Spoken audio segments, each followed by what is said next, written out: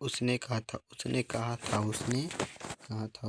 था यह एक कहानी है। उसने कहा था यह एक कहानी है। उसने कहा था यह एक कहानी है। उसने कहा था यह एक कहानी है जिसके कहानीकार इनके कहानीकार है चंद्रधर शर्मा गुलेरी जी। चंद्रधर शर्मा गुलेरी जी हैं। चंद्रधर शर्मा का जन्म कब हुआ? पहला क्वेश्चन में पूछ रहा है चंद्रधर शर्मा का गुलेरी 1883 को हुआ। 1883 को हुआ। ये इज द राइट आंसर। ये इज द राइट आंसर। दूसरा की ओर चलते हैं। उसने कहा था कहानी का प्रकाशन कब हुआ? उसने कहा था कहानी का प्रकाशन 1915 को हुआ था। 1915 का हुआ था। ये इज द राइट आंसर। उसने कहा था कहानी किस किस कहानी उसने कहा था कहानी पर किस निर्देशक ने फिल्म बनाई? बिमल राय ने बनाई। A is the right answer. Bimal Roy. A is the right answer. A is the right answer. किसने कहा था कहानी का आरंभ आरंभ किस शहर में हुआ था? उसने कहा था कहानी का आरंभ किस शहर में हुआ था?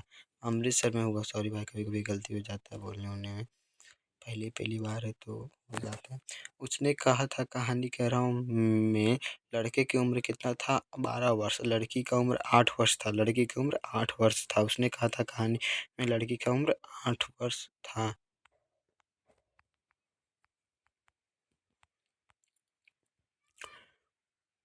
उसने उसने कहा था कहानी का दूसरा भाग भाग कितने वर्ष अंतराल बाद आरंभ हुआ?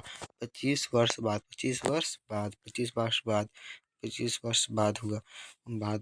उसने कहा था कहानी में किस महायुद्ध का वर्णन हुआ? किस महायुद्ध का वर्णन हुआ? प्रथम विश्व युद्ध का वर्णन हुआ। उसने कहा था ने उसने शब्द का प्रयोग किसके लिए है? सूबेदारनी के लिए, क्योंकि सूबेदारनी ने ही नहीं कहा था मेरे पुत्र और पति की रक्षा करने के लिए, इसलिए A is the right answer. A is the right answer. Amritsar के बाजार में लड़के लड़की किसके यहाँ रहते थे? मामा के यहाँ। मामा के यहाँ रहते थे। मामा के यहाँ रहते थे। अमृतसर के बाजार में लड़के कहाँ रहते थे? लड़के कहाँ रहते थे? लड़के मांझे में रहते थे। मगरे मांझे। लड़की मंगरे में रहती थी और लड़के मांझे में रहते थे।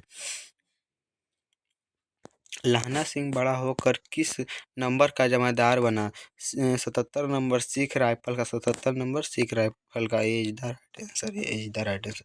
सूबेदार का नाम क्या था? सूबेदार का नाम क्या था? हजारा सिंह। हजारा सिंह। सूबेदार का नाम क्या था? हजारा सिंह। सूबेदार के बेटा का क्या नाम था? बोधा सिंह। सूबेदार का बेटा का नाम बोधा सिंह था। उसने कहा था कहानी कितने खंडों में प्रकाशित हुआ? 5 खंडों में। 5 खंडों में। लहना सिंह किसके विरुद्ध से लड़ रहे थे? जर्मनी। कौन लड़ा रहा था? तो ब्रिटेन लड़ा रहा था। लहना सिंह कितने कितने दिनों की छुट्टी पर घर आया था? 8 दिनों की छुट्टी पे। 8 दिनों की छुट्टी पे। 8 दिनों की छुट्टी पे। 8 दिनों की छुट्टी पे घर आया था। लहना सिंह को क्यों घर आया था? मुकदमे की पैरवी करने के लिए। मुकदमे की पैरवी करने के लिए। A is the right answer. Kirat Singh Lahna Singh के कौन था? भतीजा था। भतीजा था। A is the right answer. A is the right answer.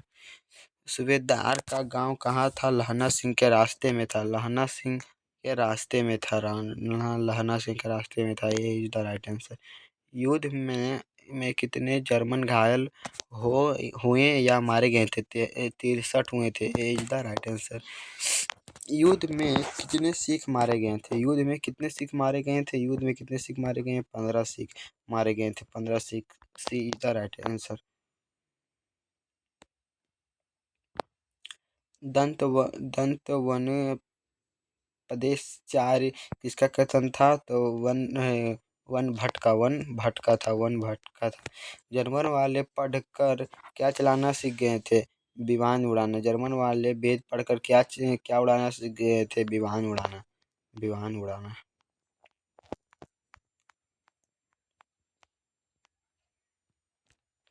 डाक बाबू का क्या नाम था? डाक बाबू का क्या नाम था?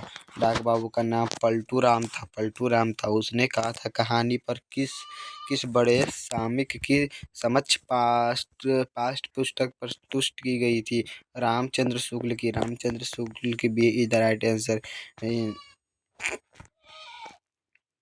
वैष्णवी से टकरा कर लड़के ने कौन सी उपाधि पाई? वैष्णवी से टकरा के अंधे की उपाधि। A C is the right answer. C is the right answer. C is the right answer. Pneumonia से मरने वाले को क्या नहीं मिलते? मुरब्बे नहीं मिलते। मुरब्बे।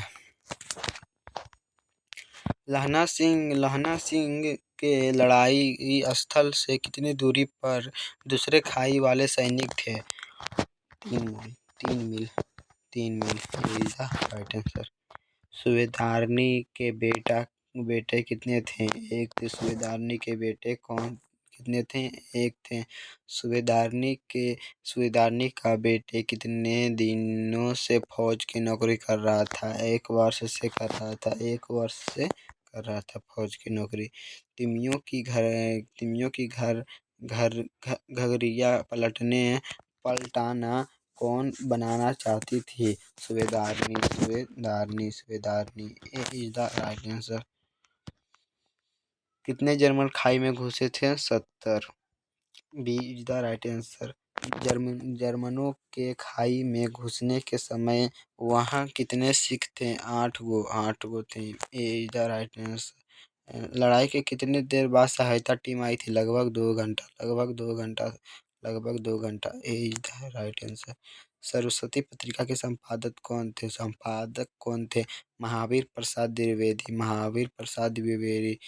36। इसी तरह से हम दूसरा चैप्टर उसने कहा था का कुल ऑब्जेक्टिव कर लिए। कहीं पे गलती हुआ होगा, कहीं गलत बोले होंगे, कृपया करके माफ़ कर दीजिएगा। अभी हम नया नया मतलब पढ़ाना शुरू किए हैं और चैनल पे नहीं होंगे। थोड़ा सा भी अच्छा लगा होगा तो please like and share subscribe कर दीजिएगा। धन्यवाद।